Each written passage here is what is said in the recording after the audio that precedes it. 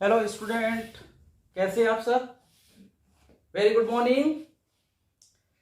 चलिए, तो last day अपन लोगों ने जो प्लासी का युद्ध, प्लासी का आपने वार देखा हुआ था, उससे काफी लोगों के मैसेज आए कि बड़ा अच्छा उस पर समझाया, बहुत अच्छा लगा बच्चों को। चलिए, आज बहुत ही इंपॉर्टेंट हिस्ट्री का एक, मॉडर्न हिस्ट्री का एक बहुत ही इंपॉर्टेंट चैप्टर करना है, और वो है battle of Buxar. 22 October 1764, battle of Buxar. ये टर्निंग पॉइंट अंग्रेजों का भारत में, यहीं से उनका अभी कंपनी थी और वो अपना बिजनेस कर रहे थे, और इस युद्ध के बाद वो प्रशासक बन जाते हैं, यहाँ पे शासक बन जाते हैं, और यहीं से उनका जो है भारत में शासन स्टार्ट होता है। तो स्टूडेंट ध्यान से देखिएगा, बहुत ही इंपॉर्टेंट और सेलेक्टिव चीजें लेके आए हैं इस पे। बहुत विस्तार भी नहीं है कि आप कंफ्यूज हो, बड़े शॉर्टकट में और पूरा लगभग सब कुछ कवर किया गया है, एक एक चीजें कवर की गई हैं।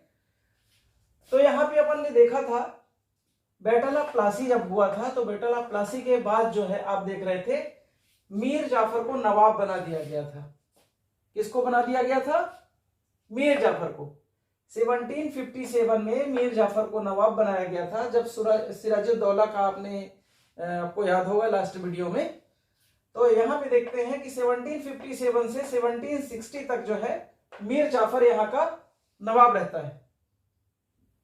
अब क्या सर्कमस्टेंसेस आते हैं कि बाद में इनको 1757 1760 लिखा हुआ है, बदलना पड़ता है। तो यहां पे प्रॉब्लम्स क्या आती है? After the battle of Plassey, treasury जो है, जो उसका जो है पैसे का रखने का स्थान जिसको कहेंगे, है ना, खजाना जहां पे रखते हैं, वो क्या हो चुका था? खाली हो चुका था। किस वजह से? Excessive payment to the British East India company. And दूसरा क्या था? इसकी वजह से जो नवाब था वो प्रजा की अच्छे से सुरक्षा नहीं कर पा रहा था, देखभाल, शासन सही नहीं चल रहा था। तो नई नई की प्रॉब्लम्स क्या आ गई थी? स्प्लिट रिवॉल्ट्स इन बंगाल। आपस में ही बहुत सारी लड़ाइयां झगड़े और आपस में बहुत सारे छोटे छोटे लोगों के बीच में चालू हो गई थी, जिसका परिणाम क्या हुआ? यहाँ पे 1760 को कंपनी ने मीर कासिम को, किसको बना दिया? मीर कासिम को नवाब बना दिया। कब? 1760 में। पहले मीर जाफर को बनाया था, किसी का दामाद है ये, ठीक है। तो अब ये इसका ये फादर इन लॉ है, तो 1760 में इसको बना दिया। लेकिन जो मीर कासिम था वो काफी समझदार और सुलझा हुआ था, तो उसने क्या किया?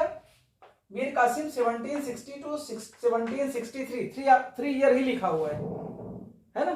क्यों ऐसे इतने जल्दी अंग्रेजों को ये इसको बदलना पड़ा या इसको बदलने का प्रयास करना पड़ा? तो आप देखेंगे इसके पीछे रीजन क्या थे।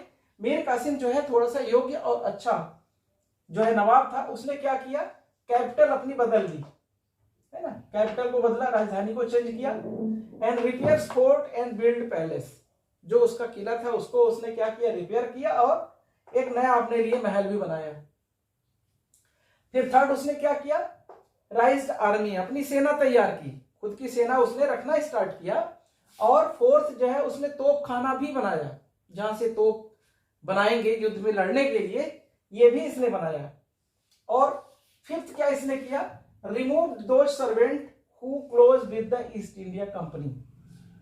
ऐसे सभी कर्मचारियों को उसने निकाल दिया जो ईस्ट इंडिया कंपनी के क्या थे?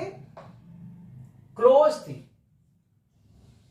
देखिए यहां पे ये नवाब जो मीर कासिम है योग्य साबित हुआ, और इसने बहुत अच्छे यहाँ पे थोड़े ही ईयर में, 3 ईयर में ही देखिए 62 63 है, इस पे इसने बहुत अच्छे काम किए।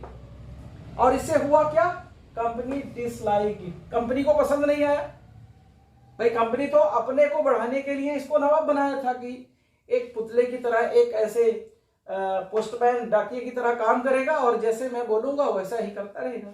लेकिन इसने क्या किया? आपने ये सब चीजें बदली। तो यहां पे कंपनी ने फिर से मीर जाफर और इनके बीच विवाद करा के फिर से मीर जाफर को यहां पे नवाब बना दिया। नवाब बना दिया किसको? मीर जाफर को 1763 में। चूंकि ये मीर कासिम योग्य था और समझदार था, तो इसने क्या किया? जब यहाँ पे अंग्रेजों ने चेंज किया नवाब को, मीर जाफर को फिर से बना दिया, तो मीर कासिम ने क्या किया, एक अलायंस तैयार किया ऐसे लोगों का जो अंग्रेजों से अप्रसन्न थे, अंग्रेजों से जिनकी दुश्मनी थी, उन लोगों का एक अलायंस तैयार किया। इसमें कौन कौन थे, यहाँ पे देखेंगे आप, अवध का नवाब शुजाउद्दौला था, इसमें शाह आलम द्वितीय, ये मुगल बादशाह है जिनकी अपन लोग स्टार्टिंग से बात करते आ रहे हैं, उन्हीं में से इनका नुमाइंदा था ये शाह आलम द्वितीय और मीर जाफर खुद। इन तीन लोग मिलकर एक अलायंस बनाते हैं और अलायंस बनाने के बाद यहाँ पे आप देखेंगे 22 अक्टूबर 1764 को बक्सर के मैदान में ये युद्ध होता है। इसमें ब्रिटिश आर्मी का किसके अंडर में रहती है, मुनरो के अंडर में रहती है, और यहाँ पे ये तीन लोग रहते हैं, तीनों लोगों के बीच में युद्ध होता है। लेकिन यहाँ पे मुनरो और अंग्रेजी सेना ताकतवर होती है और इनको तीनों को, इन तीनों की अलायंस को जो है पराजित कर देती है, यहाँ पे हरा देती है।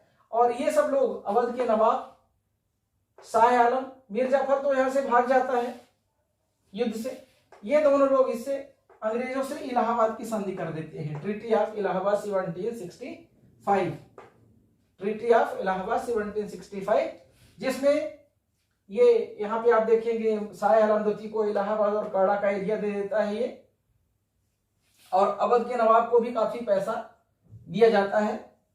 इसके बाद अब यहाँ पे इनको प्रॉब्लम्स क्या आती है कि अब क्या किया जाए, तो नुमाइंदे इनके 1765 1772 के लिए नाजमुद्दौला, बस ये एक पुतले की तरह ही होते हैं, और उसके बाद 1772 1775 जो है मुबारकोदौला, ये दूसरा, इसके बाद ये बनता है यहाँ पे 3 ईयर के लिए, और यहाँ से ये बंगाल में नवाबों का जो है अंत हो जाता है। अब आप यहाँ देखेंगे ये बक्सर का जो युद्ध है इतना इंपॉर्टेंट क्यों है, क्योंकि यहाँ से एक नई हिस्ट्री स्टार्ट होती है। यहाँ पे अंग्रेजों ने क्या किया, यहाँ पे इसको, इन दोनों को एक पुतले की तरह नवाब तो बना के रखा, लेकिन इनने अपने नुमाइंदे बैठा दिए। बंगाल में इसने मोहम्मद रजा खां को बैठाया, बिहार में सीताब राय को बैठाया, और उड़ीसा में राम दुर्लभ को बैठाया।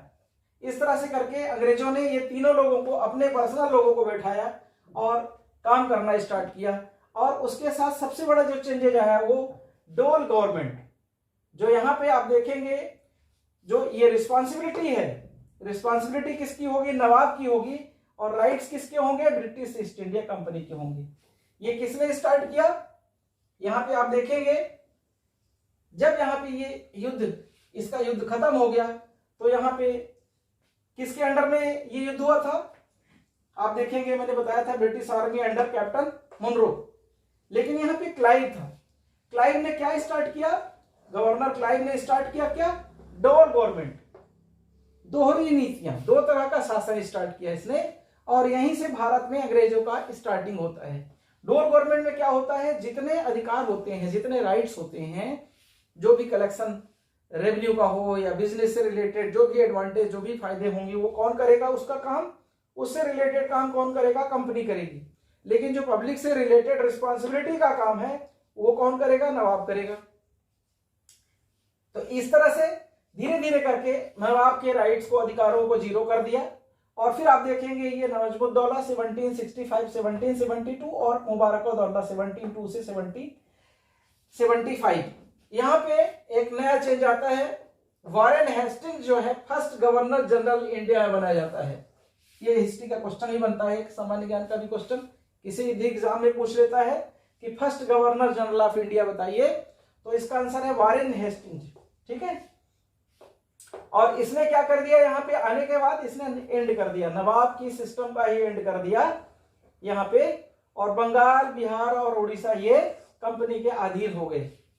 इस युद्ध के बाद 1764 के युद्ध के बाद, बक्सर के युद्ध के बाद ही डोल गवर्नमेंट, ये भी, यहाँ भी काफी चीजें चेंज होती हैं ये 7 ईयर में, लेकिन ये परमानेंट, ये आप देखेंगे कि वारेन हेस्टिंग्स के आने के बाद 72 में यहाँ पे जो है बंगाल, बिहार, उड़ीसा टोटली नवाब का अंत कर दिया जाता है, और पूरी रिस्पॉन्सिबिलिटी, पूरा शासन, पूरा प्रशासन जो है अंग्रेजों के अंडर में आ जाता है। तो आप देखेंगे, उम्मीद है लगभग काफी चीजें कवर हुई हैं। कोई प्रॉब्लम्स है तो मैसेज कर सकते हैं स्टूडेंट। Okay, bye.